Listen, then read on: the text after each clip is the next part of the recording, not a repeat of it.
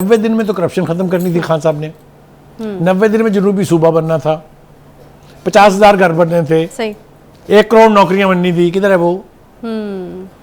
सो ये सारे दावे एक ऐसे शख्स के मारे हुए थे जिसको ये पता ही नहीं कि ये मुमकिन नहीं है। 50 लाख घर बनाना, कैन यू इमेजिन? 5 लाख कह लें उसको, 1 करोड़ नौकरियां, unless you have new industry coming up, unless you have new economic zones coming up, how can you generate that kind of CPEC के ऊपर काम होता तो मेरे ख्याल में पॉसिबिलिटी थी। वो तो हमने करना ही नहीं था ना, उसके लिए तो हम आए ही नहीं थे। पीटीआई जब से इक़्तिदार में आई है, इसका जो बंदा किसी इंपॉर्टेंट स्लॉट पे लगा है उसने बोंगियां मारने में हर दूसरे को पीछे छोड़ दिया। जरा तफसील बयान करते हैं इसकी। वज़ीर आज़म साहब ने साइफर वाली बोंगी मारी है कि नहीं मारी? अच्छा, गले पड़ी हुई है कि नहीं?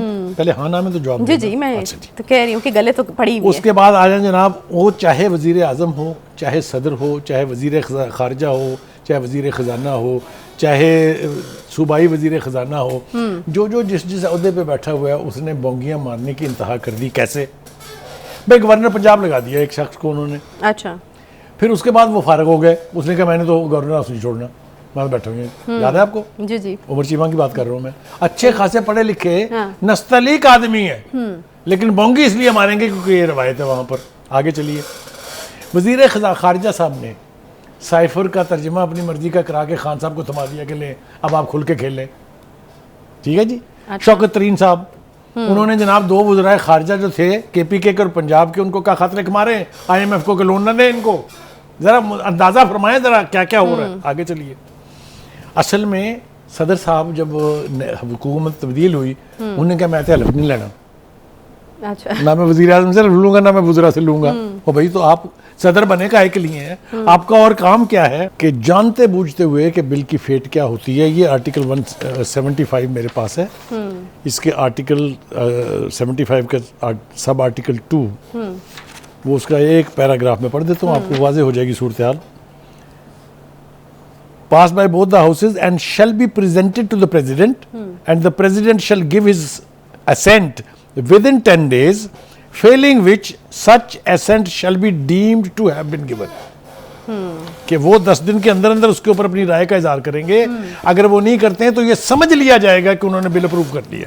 इससे ज्यादा कैटेगोरिक मुझे बहुत सारे अहमकों से पाला पड़ा है जो कहते हैं जी कहाँ लिखा है ये आइन में।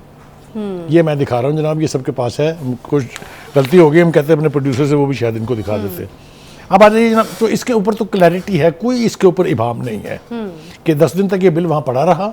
जब उनका ख्याल ये था प्रेसिडेंट साहब का, मुझे जो लगता है कि चूंकि नेशनल असेंबली डिजॉल्व हो गई है, कहता ये बिल तो फारग हो गए, इनका तो क्या फ़र्क पड़ता है। अच्छा, बट बाई द टाइम उसका नोटिफिकेशन हो गया, 24 घंटे के बाद उन्हें होश आई कि ये क्या हो गया, मेरा पार्टी चीफ भी पकड़ा गया है, फॉर्मर वज़ीर ख़ारजा जो है वो वाइस प्रेसिडेंट चेयरमैन है वो पार्टी का, भी पड़े गए हैं।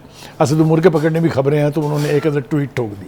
अच्छा मुकाई साहब, ये 24 घंटे वाला मामला भी जो है ना, ये भी इसमें भी बड़े सवाल उठ रहे हैं कि आखिर 24 घंटे बाद ही क्यों ख्याल आया? That's it. That is where the whole problem lies. क्योंकि एक तो लाठीचार्ज हुआ उनके ऊपर पार्टी की तरफ से कि चीफ फड़िया गया जनाब तोड़ा, दूसरा मजीद गिरफ्तारियां, उसने कहा ये क्या हो गया है। सो उन्होंने असल में अगर ये वाकयातन उनके दफ्तर का कसूर होता तो इंक्वायरी हो रही होती, कुछ लोग सस्पेंड हो गए होते अब तक, प्रेसिडेंट साहब असर्ट करते अपनी पोजीशन को। लेकिन चूंकि उन्हें पता था कि जो मारी गई है उसका एक ही तरीका है कि मैं माफ़ी मांग लूँ कि जो लोग मुतासर हो रहे हैं प्लीज़ मुझे माफ़ कर दें।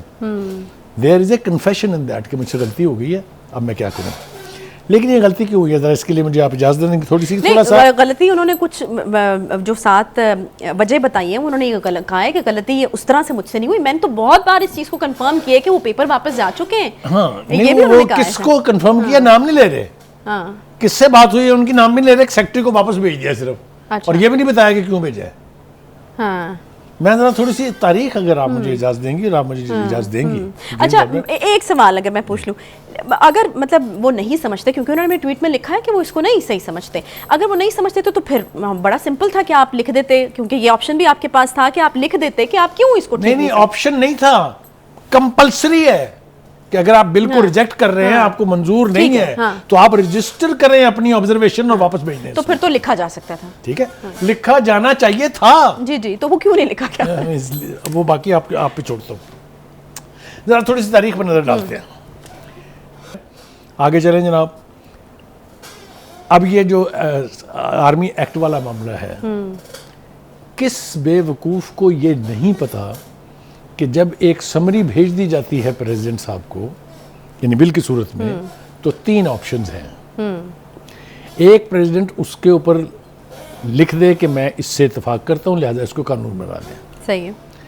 दूसरा, वो करें कि उसकी किसी चीज़ से अगर उन्हें इख्तलाफ है तो उसको रजिस्टर करें, क्वालिफाई करें कि फ़लाँ चीज़, फ़लाँ अमेंडमेंट मुझे मंजूर नहीं है, लिहाजा इसको आप दोबारा गौर करें। और तीसरा है कि वो उसको रख के बैठ जाए, जैसे कि वो रख के बैठ गए। अच्छा, यही हुआ। आइन ये कहता है, आइन का आर्टिकल 75, कि अगर प्रेसिडेंट ने अप्रूवल नहीं दी, रिजेक्ट करके उसके ऊपर अपने नोट्स नहीं लिखे, ठीक है, और 10 दिन वहां पड़ा रहा है, तो वो कानून है। तो फिर तो इस पे कोई भाव अच्छा, नहीं है। जब ये कानून बना दिया इन्होंने, तब भी ये परसों की बात है, तरसों की। कल भी सारा दिन मीडिया चलाता रहा कि प्रेसिडेंट के सिग्नेचर के बाद वो बिल बन गया।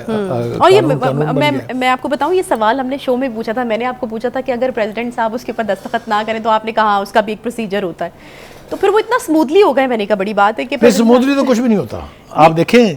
नहीं, मीडिया ने तो यही चलाया ना कि वहां से अप्रूवल हो गया, वहां से ठीक हो गया, और नेचुरल बात है ये।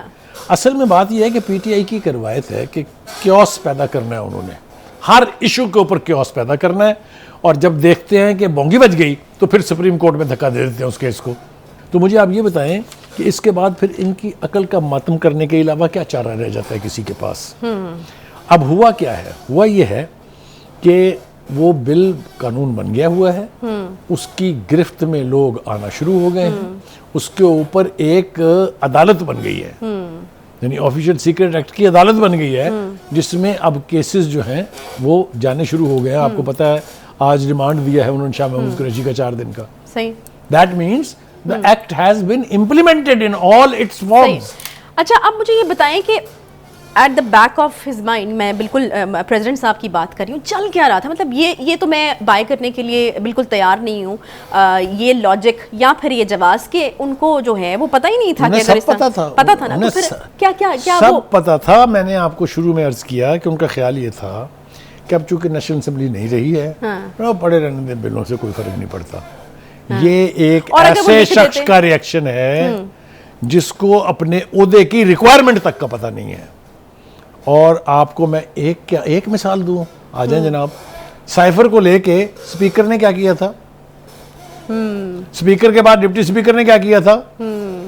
असेंबलियां तोड़ दी उसने, इन्होंने 2 मिनट नहीं लगाए साइन करते हुए, ऊपर सदर साहब ने। सही है। फिर सुप्रीम कोर्ट के जरिए गले पड़ी ना, वो बहाल हुई ना असेंबली। खैर वो तो सारा का सारा ही गले पड़ चुका है ना, अब वो तो तो ये एक कल्चर है पीटीआई का कि कोई चीज ढंग और कानून के मुताबिक नहीं करनी, और जब वो गलती गले पड़ने लगे तो सुप्रीम कोर्ट से उसका रिलीफ ले लें। क्या वजह क्या है? क्या सीख रहे थे? पहली दफा हुकूमत मिली थी, समझ नहीं आ रहा था, हुआ क्या? करेक्ट। ये कहा जाता है इनके बारे में कि चूंकि तजर्बा नहीं था, क्योंकि आपको अगर याद हो, और नहीं हमने करके दिया उसको, तो हमने डंप कर दिया था ना। तो ये सारी इनकी परफॉर्मेंस को अगर आप ओवरऑल तरीके से देखें तो आपको हैरत होगी कि किस तरीके से 3.5 पौने 4 साल निकाले हैं इन्होंने, और अब एक एक चीज सामने आती जा रही है और गले पड़ रही है पीटीआई के।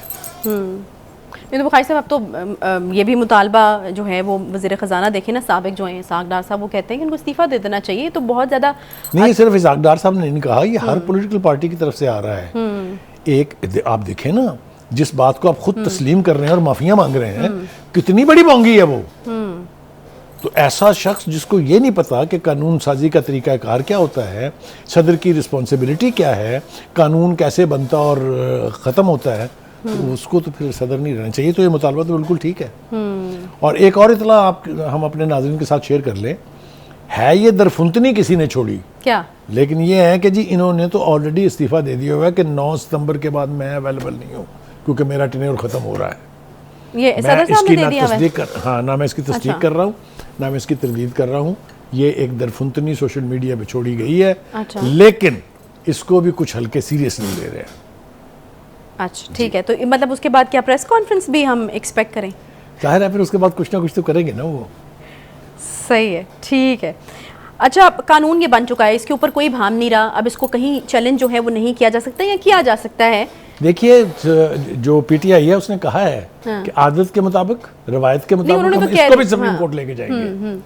सुप्रीम कोर्ट वाले भाई साहब जो हैं उनका वो चूंकि दिन गिने जा चुके हैं, तो ये पॉसिबिलिटी है कि कोई बड़ा फैसला वो तो जाता कह रहे हैं, मैं सारे फैसले करके जाऊंगा। अच्छा ठीक है। ये तो उन्होंने तोशाखाना दोबारा लगा दिया। आप देखें, shut and open and shut case वो दोबारा लगा लिया उन्होंने। ठीक है, वो प्रोसीजर एक्ट वाला जो बिल था वो दोबारा लगा लिया उन्होंने। तो वो तो अपनी मर्जी के बादशाह है ना, वो कोई किसी निज़ाम के तहत थोड़ी चल रहे हैं। सही है। वो तो बादशाह हैं, वो समझते हैं मैं जो कहूँगा वो कानून है, जो फैसला करूँगा वो लॉ है। अब जबकि ये कानून अमल में आ चुका है, जैसे कि निगरान वज़ीर इत्तलात ने कहा है, तो अब क्या सुप्रीम कोर्ट इंटरवीन कर सकती है बीच में, या कितना दायरा कार उनका? सुप्रीम कोर्ट ने पहले कोई पूछ के किसी से किया इंटरवीन? जो काम उनके नहीं करने के थे वो किए हैं उन्होंने कि नहीं किए? आप मुझे बताइए, क्या ये होता है कहीं कि जी जो मुकदमात हो चुके हैं उनमें भी जमानत, जो अभी मुकदमात कायम नहीं हुए हैं उनमें भी जमानत, जो जुर्म अभी हुए नहीं है उनमें भी जमानत? तो ये तो कोई बैरियर तो है ही नहीं ना। They can do anything as long as they are there. उसके बाद क्या होगा ये जब टाइम आएगा फिर बताएंगे। सही है। एक छोटा सा मेरे ख्याल में यहाँ पे ब्रेक ले लेते हैं, वापस आते हैं, फिर आगे दोबारा गुफ्तगू कंटिन्यू करेंगे। साथ रहिए।